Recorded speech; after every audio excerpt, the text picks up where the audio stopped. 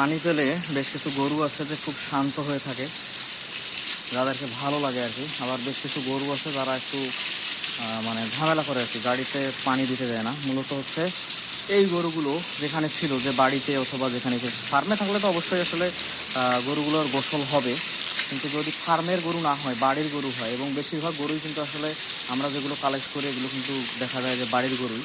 তো সেক্ষেত্রে বেশিরভাগ গরুগুলোর ওইভাবে আসলে যত্ন হয় না, এবং ওই গরুগুলো কিন্তু মানে দেখা যায় যে পানিতে প্রথম দিকে একটু ভয় পায়, এবং কারো কারো এই সমস্যাটা থেকেই যায়। কিছু কিছু গরু আছে যাদের কিছুদিনের মধ্যেই এগুলো আবার ক্লিয়ার হয়ে যায় আর কি।